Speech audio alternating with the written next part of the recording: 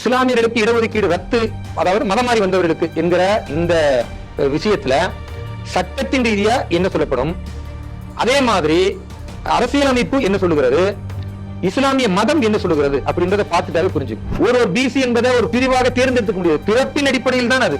இது இதுக்குத்தான் இடஒதுக்கீடு என்பதை அரசியலமைப்பு தெளிவா சொல்லியிருக்கு. ஆனா 2024 தமிழக அரசு கொண்டு வந்த அந்த ஜீவோ என்ன சொல்லுதுன்னா, தேர்ந்தெடுத்துக் கொள்ளலாம். நீங்க ரப்பையா, ராவுத்தரா, மரக்கையாரோ ஒருத்தர் மதம் மாதிரி வர தேர்ந்தெடுத்துக் கொள்ளலாம். அப்ப அது ஜாதி கிடையாது. ஜாதியே இல்லாம தேர்ந்தெடுத்துக் கொள்ளக்கூடிய ஒரு சாய்ஸ் ஒரு இடத்துல இருக்குன்னா அப்ப அது மதத்தின் உட்பிரிவுன்னு வச்சுக்கோங்க. மதத்தின் உட்பிரிவுன்னு ஒன்று இருக்கு, ஜாதி இல்ல. இப்ப எப்படி இடஒதுக்கீடு கொடுக்க முடியும்? அது கான்ஸ்டிடியூஷனுக்கு எதிரானது. அப்ப அரசியல் அமைப்புக்கு எதிராகவே இந்த ஜீவோ இருக்கு. அந்த அடிப்படையில இதுக்கு மேல்முறையீடு போனாலும் இது செல்லாது. அது நீதியரசர் சரியான தீர்ப்பு சொல்லி இருக்கிறார். நாங்க வெளியில சொல்றோம் மதம் மாறி வரக்கூடியவர்களுக்கு இதுல ஜாதி இல்லைன்னு. புதுசா சரி ஒருத்த நம்பி வரும்பொழுது நீதான் ஜாதி இல்ல, நாங்க ஜாதியின் அடிப்படையில் எங்களுக்கு இடஒதுக்கீடு கிடைக்கும், உனக்கு கிடைக்காதுன்னு இது அநியாயமா இல்லையா? இது அயோக்கியத்தனமா இல்லையா? பிறப்பின் அடிப்படையில் ஜாதி இருக்கிறது 3.5% இப்ப அறிவிச்சிட்டார்ல. இந்த அடிப்படையில தான் ஒரு முஸ்லீம் வேலை வாய்ப்புக்கு போவான் அப்படின்னா அவன் இஸ்லாமியனாக இருப்பதற்கு தகுதியற்றவன்.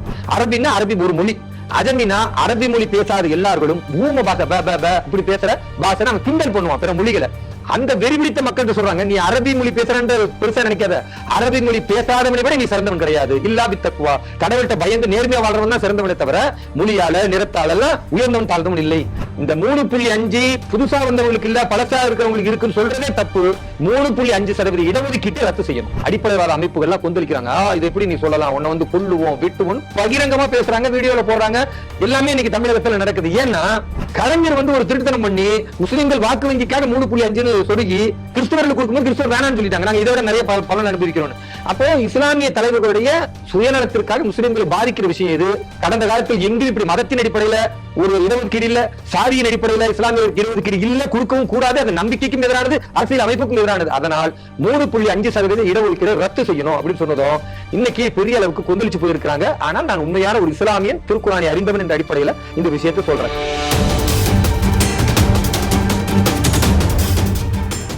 சிடிவி நேயர்களுக்கு வணக்கம். எதிர்வினை நிகழ்ச்சியில் மீண்டும் சந்திப்பதில் மகிழ்ச்சி. இன்னைக்கு ஒரு பரபரப்புக்கு பஞ்சம் இருக்காது அப்படின்னு தான் சொல்லணும். ஏன்னா அதுக்கு காரணம் நம்முடைய கெஸ்ட், ஏற்கனவே நீங்கள் நன்கு அறிந்த வேலூர் இப்ராஹிம் நம்மோடு இன்று இணைகிறார். அவரிடம் பல கேள்விகள் இருக்கிறது. சிடிவி நேயர்கள் சார்பாக அவரை வரவேற்கிறேன். வணக்கம். வாழ்க வளமுடன். இஸ்லாமியருக்காக இந்துக்களும் குரல் கொடுக்கணும் அப்படிங்கிற அந்த இதுலேருந்து ஆரம்பிக்கிறேன். இப்போ ஒரு ஜட்ஜ்மெண்ட் ஜிஆர்எஸ் கொடுக்குறாரு, மதம் மாறி ஒருத்தர் இங்கே வராரு அப்படிங்கிறப்ப அவன் மதம் மாற்றத்துடைய நோக்கம் அப்படிங்கிறது அவர் இஸ்லாமுக்கு வந்த பிறகு அந்த இஸ்லாம்ல என்னெல்லாம் சொல்லியிருக்கு அப்படிங்கிறதெல்லாம் அவர் கோட் பண்றார். ஜாதியற்ற சமூகங்களை சமைப்பதற்கு தான் இஸ்லாம் இருக்கிறது, அதுக்கு சில கோட்ஸ் எல்லாம் அவர் குரான்லேருந்தே எடுத்து சொல்றாரு. இப்படி இருக்கும் பொழுது நான் ஒரு குறிப்பிட்ட வகுப்புல என்ன சேர்த்து எனக்கு 3.5 இடஒதுக்கீடு கொடுங்கிறத ஏற்றுக்கொள்ள முடியாது, அவங்களுக்கு ஜாதி சான்றிதழ்ங்கிறது மாதிரி அரசு விநியோகிக்க கூடாது அப்படிங்கிற உத்தரவையும் கொடுத்திருக்காரு. உடனே இங்க இருக்கக்கூடியவங்க எல்லாரும் குறிப்பிட்ட அந்த நீதிபதி சொன்ன உத்தரவு அப்படிங்கிறதையும் தாண்டி நீங்களும் இது பல சமயத்துல பேசியிருக்கீங்க, அந்த குறிப்பிட்ட நீதிபதியுடைய ஜாதி மற்ற விஷயங்களை சொல்லி அவர் விமர்சிக்கிறாங்க. இதை எப்படி பார்க்கிறேன்? மரியாதைக்குரிய ஜிஆர் சுவாமிநாதன், பி பாலாஜி நீதியரசர்கள் வழங்கிய இந்த தீர்ப்பு இருக்கு இல்லையா, இதுல 3 விஷயமா பிரிச்சுக்கலாம். முதலாவது, தமிழக அரசு இந்த முஸ்லிம்களுடைய இடஒதுக்கீட்டை மதுரை உயர்நீதிமன்றம் ரத்து செஞ்சதற்கு எதிராக அப்பீலுக்கு போறாங்க. இது ஒரு விஷயமா பேசலாம். 2வது, ஒருவர் மதம் மாறி வந்தால் அவருக்கு இடஒதுக்கீடு கொடுக்க கூடாது என்று தடுத்த பொழுது இஸ்லாமியர்கள் எல்லாம் கொந்தளித்து இது எப்படி செய்யலாம், அது அநியாயம், அவங்க புதுசா வரவங்களுக்கும் கொடுக்கணும் அப்படின்னு சொல்றத இன்னொரு விஷயமா பதிக்கலாம். 3வது, 3.5% இடஒதுக்கீடு, அது எங்களுக்கு அதிகமாக 5% வேணும் அப்படின்னு சிறுபான்மை நலத்துறை அமைச்சர் தமிழக முதல்வர் திரு ஜோசப் விஜய் அவர்கிட்ட பேசியிருக்கிறார். இது 3. இப்படி 3ஆ பிரிச்சுக்கிட்ட என்ன வரும்னா, இந்த இஸ்லாமியர்களுக்கு இடஒதுக்கீடு ரத்து, அதாவது மதம் மாறி வந்தவர்களுக்கு என்கிற இந்த விஷயத்துல சட்டத்தின் ரீதியா என்ன சொல்லப்படும், அதே மாதிரி அரசியலமைப்பு என்ன சொல்லுகிறது, இஸ்லாமிய மதம் என்ன சொல்லுகிறது அப்படின்றத பார்த்துட்டாவே புரிஞ்சுக்கும். இப்போ முதல்ல ஒரு தமிழக அரசு நீதிமன்ற கொடுத்த தீர்ப்புக்கு எதிராக நாங்க அப்பீல் போகணும் சட்டத்துறை அமைச்சர் நிர்மல்குமார் சொல்றார். அதுக்கு என்ன சொல்றாருன்னா 2024 தமிழக திமுக அரசு அன்றைக்கு இருந்தது, ஜிஓ பாஸ் பண்ணாங்க. ஒரு எஸ்சி ஆகவோ எம்பிசி ஆகவோ டிஎன்சி ஆகவோ அல்லது பிசி ஆகவோ இருக்கிற ஒரு ஹிந்து மதம் மாறி இஸ்லாமிய மதத்திற்கு வருவாரேயானால் இங்க இருக்கிற 7 பிரிவுகளில் ஏதாவது ஒண்ணு, அதாவது அது ரப்பையா இருக்கலாம், ராவுத்தரா இருக்கலாம், மரக்கையா இருக்கலாம், ஏதோ ஒரு பிரிவுல அவர் இணைந்து கொள்ளலாம். அவருக்கு இந்த 3.5% பிற்படுத்தப்பட்ட வகுப்பிற்கான இடஒதுக்கீட்டு பலனை அனுபவித்துக் கொள்ளலாம். இது ஜிஓ. இந்த ஜிஓ அரசியலமைப்புக்கு எதிரானதுன்னு மரியாதைக்குரிய நீதியரசர் ஜி ஆர் சுவாமிநாதன் அவர்கள் ரத்து பண்றாரு. இந்த ரத்து அரசியலமைப்புக்கு எதிரானதுன்னு சொல்லிதான் மீண்டும் இப்ப எங்க போறாங்க, உச்ச நீதிமன்றத்துக்கு அப்பீல் போறாங்க. இவர்கள் உச்ச நீதிமன்றத்துக்கு அப்பீல் போறாங்க இல்லையா, இதுவே முதல்ல சட்டப்படி தப்பு அப்படின்றதுக்காக அந்த வழக்கில் என்னையும் இணைத்துக் கொள்ள வேண்டும்னு நான் உச்ச நீதிமன்றத்துல கேவியட் மனுவை தாக்கல் செஞ்சிருக்கிறேன்.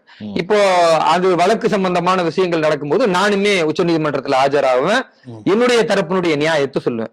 என்னுடைய தரப்பு நியாயம் என்னன்னா, ஒருவர் மதம் மாறி இஸ்லாமிய மதத்திற்கு வருகிறார், வந்த உடனேயே அவரை இந்த 7 பிரிவுகள்ல ஏதாவது ஒன்றில் சேர்த்து கொள்ளலாம் அப்படின்னா, நீங்க ஒண்ணு புரிஞ்சுக்கணும், மதத்தின் அடிப்படையில நம்முடைய அரசியலமைப்புல இடஒதுக்கீடு கொடுக்க கூடாது. சாதியின் அடிப்படையில தான் இடஒதுக்கீடு உண்டு. ஏன் சாதியின் அடிப்படையிலன்னா, ஒருத்தர் பிறக்கும் பொழுதே தாழ்த்தப்பட்டவர் என்றும் ஒருவர் உயர்ந்தவர் என்றும் கருதப்படக்கூடிய ஒரு சமூகத்துல அவர் வழி வழியா அந்த பிறப்பின் அடிப்படையில முன்னேறவே முடியல, அவருக்கு கல்வி கிடைக்கல, பொருளாதார முன்னேற்றம் இல்ல, அரசு வேலை வாய்ப்பு இல்ல, அரசியல் அதிகாரம் இல்ல. அப்ப அவரையும் மேல கொண்டுட்டு வரணும். ஒரு குறிப்பிட்ட காலம் வரைக்கும், நிரந்தரமா இல்லைன்னா கூட ஒரு குறிப்பிட்ட காலம் வரைக்கும் வரணும், அந்த ஈக்குவாலிட்டி தெரியணும் என்பதற்காகத்தான் இடஒதுக்கீடு. அப்போ ஒருவர் எஸ்சி என்பதை பிரிவுன்னு தேர்ந்தெடுத்துக்க முடியாது, ஒரு பிசி என்பதை ஒரு பிரிவாக தேர்ந்தெடுத்துக்க முடியாது, பிறப்பின் அடிப்படையில் தான் அது.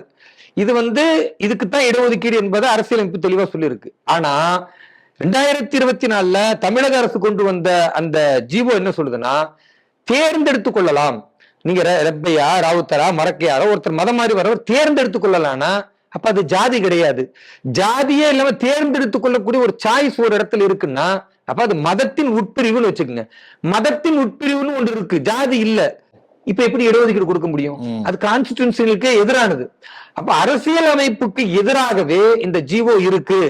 அந்த அடிப்படையில இதுக்கு மேல்முறையீடு போனாலும் இது செல்லாது. அது நீதியரசர் சரியான தீர்ப்பு சொல்லி இருக்கிறார். நம்பர் 1. 2வது, இப்போ ஒருவர் இஸ்லாத்திற்கு வருகிறார். அவர் எதுக்காக வராரு? இப்போ மீனாட்சிபுரம் திருநை மதமாற்றம் நடந்தது. இப்ப எங்களுடைய முன்னோர்கள்லாம் மதம் மாறிதான் வந்திருக்காங்க. என்ன சொல்லி மதம் மாறினாங்க? 2 வகையாக. ஆரம்ப காலத்துல வேண்டுமானால் முகலாயர்கள் ஏதோ அடக்குமுறை பண்ணாங்க, அதுல இஸ்லாத்துக்கு வந்தாங்கன்னாங்க. அது எனக்கு பெருசா தெரியலங்க.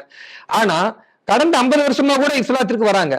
அதற்கு காரணம் இஸ்லாமிய அறிஞர்கள் கடந்த காலங்களிலும் நிகழ்காலத்திலும் என்ன பேசுறாங்கன்னா, பல்லர் பறையர் இப்படி எல்லாம் இவங்க தாழ்த்தப்பட்டவர்களா இருக்கிறீங்க, இஸ்லாமிய மார்க்கத்துல இப்படி கிடையாது, நாங்க எல்லாமே ஈக்குவலா இருக்கிறோம், ஒன்னா நின்று தொழுகிறோம், ஒரு தட்டுல சாப்பிடுறோம், ராவுத்தர் மரக்கையாட்ட கல்யாணம் பண்ணிக்குவாரு, லப்பை தக்கானிட்ட கல்யாணம் பண்ணிக்குவாங்க, இதெல்லாம் ஒண்ணுமே எங்கள்கிட்ட ஜாதி கிடையாது, நீங்க வாங்கன்னு சொல்லும் பொழுது அவன் காலம் காலமா தாழ்த்தப்பட்டவன் அந்த உணர்வு இருக்கு, சரி மாறி போவோம் அப்படின்னு வரான். அப்படி வர ஒருவனிடத்துல இந்த தீர்ப்பு சொல்லுகிறது, பிறப்பின் அடிப்படையில் ஒருத்தர் லப்பையாக ராவுத்தரா இருந்தாதான் கிடைக்கும், ஒருத்தர் புதுசா மதம் மாறி வந்தார்னா அவரை ஒரு ஜாதிக்குள்ள சேர்க்க முடியாதுன்னு சொல்லுது. அப்ப இந்த பிறப்பின் அடிப்படையில் கிடைக்கல, இது ஜாதி. இந்த தீர்ப்பின் அடிப்படையில இப்போ நாங்க வெளியில சொல்றோம் மதம் மாறி வரக்கூடியவர்களுக்கு இதுல ஜாதி இல்லைன்னு. புதுசா சரி ஒருத்தர் நம்பி வரும் பொழுது நீ தான் ஜாதி இல்ல, நாங்க ஜாதியின் அடிப்படையில் எங்களுக்கு இடஒதுக்கீடு கிடைக்கும், உனக்கு கிடைக்காதுன்னு இது அநியாயமா இல்லையா? இது அயோக்கியத்தனமா இல்லையா? அப்ப நான் என்ன சொல்றேன்னா, பிறப்பின் அடிப்படையில் ஜாதி இருக்கிறது 3.5% இப்ப அறிவிச்சிட்டார்ல, இந்த அடிப்படையில தான் ஒரு முஸ்லீம் வேலை வாய்ப்புக்கு போவான் அப்படின்னா அவன் இஸ்லாமியனாக இருப்பதற்கு தகுதியற்றவன். 49வது அத்தியாயம் 13வது வசனம் திருக்குரான் சொல்லுகிறது, யா ஐயுஹன் நாஸ், மனிதர்களே, இன்னா ஹலக்னாக்கும் இன் தக்கரி வல் உன்சா, உங்களை ஒரு ஆண் ஒரு பெண்ணில் இருந்துதான் படைத்தோம், வஜஅல்னாக்கும் ஷுஅபன் வ கபாயில லிதஅரஃபு, உங்களை அறிந்து கொள்வதற்காக குலங்களாக கோத்திரங்களாக மாத்தணும். ஒரு இப்ராஹிம்னா எல்லாருக்கும் தெரியும், நிறைய இப்ராஹிம்னு பேர் வச்சுட்டா எந்த இப்ராஹிம் கேட்பாங்க. அப்ப நான் வேலூர் இப்ராஹிம், அவர் அரக்கோணம் இப்ராஹிம், அவர் செங்கல்பட்டு இப்ராஹிம்னா ஓ அப்படியே புரிஞ்சுக்குவாங்க. அந்த மாதிரி குலங்கள் கோத்திரங்கள் என்பது அறிமுகத்திற்கு தானே தவிர உயர்வு தாழ்வுக்கு கிடையாது. இன்ன அக்கிரமுக்கும் இந்தல்லாஹி அத்துக்காக்கும், உங்களில் சிறந்தவர் யார் என்றால் இறைவனுக்கு பயந்து நல்லொழுக்கத்தோடு வாழ்ந்து பிறருக்கு நல்லதை செய்யறவர் தான் இறைவனிடத்தில் சிறந்தவரை தவிர நீ இந்த குலத்துல பிறந்தனன்றதுக்காக சிறந்தவன் கிடையாது, இந்த வயிற்றுல பிறந்துட்டேன் என்பதற்காக நீ உயர்ந்தவன் கிடையாது அப்படின்னு திருக்குறான் சொல்லுது. இதை நம்முடைய நீதியரசர் ஜி.ஆர். சுவாமிநாதன் குறிப்பிடுறாரு. அதே மாதிரி நபிகள் நாயகம் சொல்றாங்க, லா ஃபதுலிலி அரபியின் ஒலா அஜமியின் ஒலா ஃபதுலிலி அஸ்விதின் ஒலா அஹ்மரின், அதாவது வெள்ளை நிற தோல் உள்ளவன் சிகப்பு நிற தோல் உள்ளவனை விட சிறந்தவன் கிடையாது, வெள்ளை நிற தோல் உள்ளவன் கருப்பு நிற தோல் உள்ளவனை விட சிறந்தவன் கிடையாது, கருப்பு நிற தோல் உள்ளவன் வெள்ளை நிறத்து தோல் உள்ளவனை விட சிறந்தவன் கிடையாது. நிற வேற்றுமையினால ஒருத்தனை சிறந்தவன் சொல்ல முடியாது. இன்னைக்கும் அமெரிக்காவில் பாத்தீங்கன்னா இந்த நிறவெறி இருக்குது. அந்த நிறவெறி கூடாதுன்னு நபிகள் நாயகம் 1400 வருஷத்துக்கு முன்னால மக்களை பார்த்து சொல்றாங்க. அதே மாதிரி சொல்றாங்க, அரபி அல்லாதவன் அரபியை விட சிறந்தவன் கிடையாது, அரபி பேசுபவன் அரபி அல்லாதவனை விட சிறந்தவன் கிடையாது. அது யாருக்கிட்ட பேசுறாங்கன்னா மொழி விரியிலேயே உச்சத்தில் உள்ளவர்கள் அரபிகள். இப்ப நாம எல்லாம் தமிழ் மொழி தான் மிகச்சிறந்த மொழின்னு சொல்லுவோம், ஆனா கன்னடத்தை ஒரு மொழின்னு ஏத்துக்குவோம், மலையாளத்தை ஒரு மொழின்னு ஏத்துக்குவோம். அரபிகள் அப்படி ஏத்துக்க மாட்டாங்க. அரபி மொழி வெறி எந்த அளவுக்குன்னா அரபி அஜமி அப்படிதான் வச்சிருந்தான். அரபின்னா அரபி ஒரு மொழி, அஜமினா அரபி மொழி பேசாத எல்லார்களும் ஊம பாஷை இப்படி பேசுற பாஷை அவன் கிண்டல் பண்ணுவான் பிற மொழிகளை. அந்த வெறி பிடித்த மக்கள்கிட்ட சொல்றாங்க, நீ அரபி மொழி பேசுறன்னு பெருசா நினைக்காத, அரபி மொழி பேசாதவனை விட நீ சிறந்தவன் கிடையாது, இல்லா வித்தக்குவா, கடவுள்கிட்ட பயந்து நேர்மையா வாழ்றவன் தான் சிறந்தவனை தவிர மொழியால நிறத்தால எல்லாம் உயர்ந்தவன் தாழ்ந்தவன் இல்லை.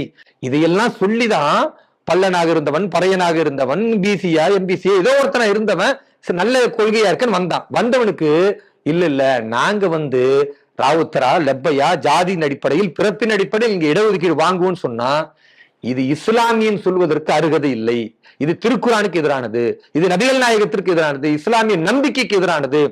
அப்படி ஒரு விஷயம் இருப்பதனால இந்த 3.5 புதுசா வந்தவங்களுக்கு இல்ல பழசா இருக்கிறவங்களுக்கு இருக்குன்னு சொல்றதே தப்பு. 3.5% இடஒதுக்கீட்டை ரத்து செய்யணும். இதுதான் என்னுடைய நியாயமான கோரிக்கை. இதை சொன்னதுமே அடிப்படைவாத அமைப்புகள்லாம் கொந்தளிக்கிறாங்க. இது எப்படி நீ சொல்லலாம், உன்னை கொல்லுவோம் விட்டுவோம் பகிரங்கமா பேசுறாங்க, வீடியோல போடுறாங்க. எல்லாமே இன்னைக்கு தமிழகத்துல நடக்குது. ஏன்னா அவன் என்ன பண்றான்னா, புதுசா வந்தவங்களுக்கும் இந்த 3.5 கொடுக்கணும், நாங்க எங்களுக்கும் கொடுக்கணும், நாங்க சாதின்னு ஏத்துக்கிட்டோன்றோம். நான் என்ன சொல்றேன்னா, நான் ஒரு உண்மையான இஸ்லாமியன், சாதி இல்லைன்னு சொல்லிதான் நான் இஸ்லாமியனா இருக்கிறேன். இல்லைன்னா சாதி தான் உனக்கு 3.5 கிடைக்கும்னா நான் எதுக்கு இதுல இருந்துட்டு போறேன்? நான் பட்டியல் சமூகத்துல போய் சேர்ந்துட்டேன்னா அதுல 18% கிடைக்குமே. இந்த 3.5க்குள்ள என்ன சுருக்க வேண்டிய அவசியமே கிடையாது. அப்போ எங்க முன்னோர்கள் எதற்கு வந்தார்கள், அதுக்கு நேர்மாறா கலைஞர் ஒரு திருட்டுத்தனம் பண்ணி முஸ்லிம்கள் வாக்கு வங்கிக்காக 3.5ன்னு சொருகி கிறிஸ்தவர்களுக்கு கொடுக்கும்போது கிறிஸ்தவர் வேணான்னு சொல்லிட்டாங்க, நாங்க இதோட நிறைய பலன் அனுபவிக்கிறோம். அப்போ இஸ்லாமிய தலைவர்களுடைய சுயநலத்திற்காக முஸ்லிம்களை பாதிக்கிற விஷயம் இது. கடந்த காலத்தில் எங்கும் இப்படி மதத்தின் அடிப்படையில ஒரு இடஒதுக்கீடு இல்ல, சாதியின் அடிப்படையில இஸ்லாமியர்களுக்கு இடஒதுக்கீடு இல்ல, கொடுக்கவும் கூடாது. அது நம்பிக்கைக்கும் எதிரானது, அரசியல் அமைப்புக்கும் எதிரானது. அதனால் 3.5% இடஒதுக்கீடு ரத்து செய்யணும் அப்படின்னு சொன்னதும் இன்னைக்கு பெரிய அளவுக்கு கொந்தளிச்சு போயிருக்கிறாங்க. ஆனால் நான் உண்மையான ஒரு இஸ்லாமியன், திருக்குரானை அறிந்தவன் என்ற அடிப்படையில இந்த விஷயத்தை சொல்றேன். இப்போ இது நம்பிக்கையின் அடிப்படையில. மூணாவது ஒண்ணு சொல்றான், லாஜிக்கா இவங்க கேட்கறது பொருந்துமான்னு. என்ன சொல்றாங்க, 3.5ல புதுசா மதம் மாறி வரவரு கொடுக்கணும்ன்றாங்க. ஒரு பக்கம் சிறுபான்மை நலத்துறை அமைச்சர் திரு ஷாஜஹான் என்ன சொல்றாருன்னா, ஜோசப் விஜய் அவர்கள் முதல்வர்கிட்ட போயிட்டு 3.5 எங்களுக்கு பத்தல, 5% கொடுங்க. அப்போ 7% இருக்கிற இஸ்லாமியர்கள்ல 3.5 பத்தல, கூடுதலா கொடுங்கன்னு ஒரு பக்கம் கேட்கிறாரு. ஒரு பக்கம் இருக்கிறவனுக்கே கிடைக்கலன்னும் போது புதுசா 1,00,000 பேர் மதம் மாதிரி இப்ப இந்து மதத்துல இருந்து இங்க வராங்கன்னு வச்சுக்கோங்க. இப்ப அவங்களுக்கு எப்படி கொடுக்கறது? சரி, அவங்களுக்கு கொடுத்தப்ப ஏன் இடஒதுக்கீடு என்ன வருது? எனக்கும் என் பிள்ளைக்குமே இல்லைன்ற பிரச்சனை இருக்கு. 3.5 பத்தல அப்படின்னு நீங்க கூட கேட்டுக்கிட்டு ஒரு பக்கம் புதுசா ஒருத்த வருவான் அவனுக்கும் கொடுங்க. இது லாஜிக்கே இல்லையே. அப்ப இருக்கிற இஸ்லாமியர்களுக்கு இருக்கிற உரிமைகளையும் நீங்கள் பறிக்கிறீங்களா? இந்த கேள்விக்கும் பதில் இல்லை. அப்ப நான் கேட்கிற கேள்விக்கு பதில் இல்லைன்னும் போது இவனை போட்டு தள்ளனா சரியா இருக்குன்ற அளவுக்கு தான் வெளிப்படையாக பேசுகிறார்கள். நான் இது முறையாக காவல்துறையில புகார் கொடுக்கிறேன். புகாரை வாங்குவதற்கு காவல்துறை தயங்குறாங்க. ஏன்னா இது ஒரு பெரிய இஷ்யூ ஆயிருமோ, இது ஒரு பெரிய பிரச்சனையாயிருமோ நினைக்கிறாங்க. அப்ப நான் என்ன சொல்றேன்னா, இஸ்லாமியர்கள் குறுகிய மனப்பான்மையோடு இந்த இடஒதுக்கீட்டை இந்த தீர்ப்பை பார்க்காமல் நாம் எதற்காக இஸ்லாமியர்களாக இருக்கிறோம், நம்முடைய முன்னோர்கள் எதற்காக இந்த மார்க்கத்தை தழுவினார்கள். இந்த மார்க்கத்தை தழுவும் பொழுது இடஒதுக்கீடு கிடைக்காது நமக்கு நல்லா தெரியும். அரசியலமைப்பு சட்டம் என்பது நேத்து எழுதல, 1950லயே முடிச்சாச்சு. அந்த 50 உள்ள சட்டம் தான் இன்னைக்கு நீதியரசர் GR சுவாமிநாதன் அவர் பிராமணர், அவர் இப்படி அப்படின்னு அவர் அசிங்கப்படுத்தக்கூடிய ஒரு சில இஸ்லாமிய தலைவர்களும் கம்யூனிஸ்ட் கைக்கூலிகளும் இருக்கிறாங்க. அவங்கள பார்த்து நான் என்ன கேட்கிறேன்னா, அவர் சொன்னது அரசியலமைப்பு தான் சொல்றாரு. 1952 கொடுத்த உயர்நீதிமன்ற தீர்ப்புல ஜஸ்ட் ஏன் முஸ்லிம் ஒருவர் மதம் மாறினால் வெறும் முஸ்லிம் என்று கருதப்படுவார்னா அந்த தீர்ப்பு தான் கொண்டு வருகிறாரே தவிர புதுசா இவர் ஒண்ணுமே சொல்லலையே. அப்ப உங்களுக்கு பிராமண எதிர்ப்பு இருக்கிறதா, அல்ல இஸ்லாமியர்களையும் பிராமணர்களையும் எதிர்த்து திரித்து விடுகிறீர்களா, அல்லது இங்க மத்திய அரசு இஸ்லாமியர்கள் கொடுக்கிற இடஒதுக்கீடு பறிக்குதுன்ற ஒரு பொய் விஷயத்தை பரப்பி பதட்டத்தை ஏற்படுத்தி மதக்கலவரத்தை உண்டாக்குவதற்கு இங்க அடிப்படைவாத சக்திகள் தயாராகிறார்களா? அதுக்கு தமிழக தாவேக அரசு உறுதுணையாக இருக்கிறதா என்ற கேள்விக்கு யாரிடத்திலும் பதில் இல்லை. அதனால நான் நீதிமன்றத்திலே ஒரு கேவியட் மனு உச்ச நீதிமன்றத்தில் தாக்கல் செஞ்சிருக்கிறேன். கண்டிப்பாக 3.5% இடஒதுக்கீட்டை இஸ்லாமியர்களுக்கு ரத்து செய்ய வேண்டும். அதுதான் ஒருவன் தன்னை ஜாதியற்ற இஸ்லாமியனாக சமத்துவம் உள்ளவனாக கருதுவதற்கான அடையாளம். அப்படி இல்லாமல் எங்களுக்கு 3.5% இடஒதுக்கீடு பிறப்பின் அடிப்படையில் இருப்பதை ஏற்றுக்கொள்கிறோம் என்று சொன்னால் அவர்கள் இஸ்லாமியர்களுக்கே தகுதி இல்லை. சந்தர்ப்பவாதத்தை அவர்கள் பயன்படுத்திக் கொள்கிறார்கள். ஒவ்வொரு நபர்களும் இயல்பாக இறைவனுக்கு பயந்து அரசியலமைப்புக்கு கட்டுப்பட்டு இருக்க வேண்டுமே தவிர அரசியலமைப்பை விட மத நம்பிக்கை விட நான் எனக்கான சுயநல இடஒதுக்கீட்டுக்காக எதிர்ப்பேன் என்று சொன்னால் அந்த மாதிரி தற்குறிகளை அடையாளப்படுத்துவது என்னுடைய வேலை. அதை நிச்சயமா செய்வேன். உங்களுடைய பணி, அதுவும் இந்த தேசிய சிந்தனை கொண்ட உங்களுடைய இந்த பார்வை, இந்த கேவியட் பண்ண போட்டிருக்கிறது, இதெல்லாம் வெற்றி பெற வேண்டும் அப்படிங்கிறது ஸ்ரீ டிவி நேயர்கள் வாயிலாக உங்கள்கிட்ட கேட்டுக்கிறோம். இந்த நிகழ்ச்சியில் கலந்து கொண்டமைக்கு மிக்க நன்றி. நன்றி. வாழ்க வளமுடன்.